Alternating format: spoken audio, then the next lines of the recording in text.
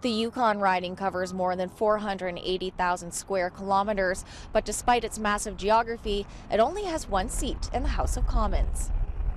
That one seat represents the entire territory, which is about 47,000 people and has essentially been a Liberal stronghold for the last 25 years. So, who are Yukoners voting for? Incumbent Brendan Hanley is running a second time for the Liberals. His main focuses are facing up to the threat of U.S. tariffs, affordability, and tackling the housing crisis. He says the Liberals are the first party in modern times to work seriously with Indigenous governments to advance reconciliation.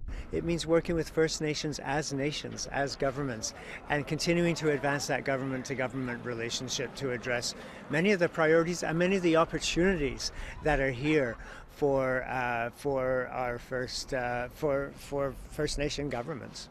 Running for the NDP is Catherine McCallum, a political newcomer originally from Australia who has a background in theatre. Her priorities include affordability, expanding the pharmacare program, and eliminating tax loopholes for mega corporations. McCallum says she's eager to work with Indigenous people in the territory on issues important to them.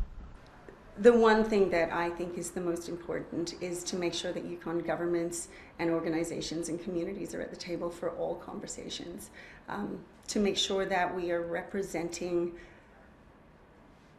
people in a way that they wish to be represented, and to make sure that we are managing policy in a way that actually works for communities.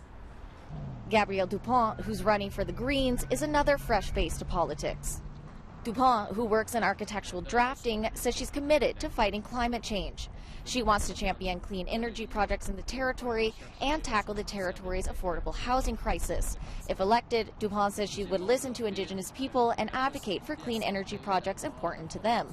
They do want to see changes happening at many levels in their relationship with the federal government. Lastly, Ryan Leaf is running for the Conservatives.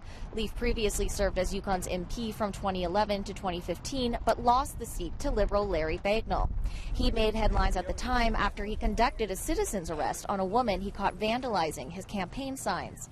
Leaf was not available for an interview with APTN News by our deadline, but his stated campaign priorities echo that of party leader Pierre Poilievre and include lowering income tax and removing the GST on new homes. So, who will win Yukon's seat in the House of Commons? Stay tuned with their election coverage to find out. Sarah Connors, APTN National News, Whitehorse.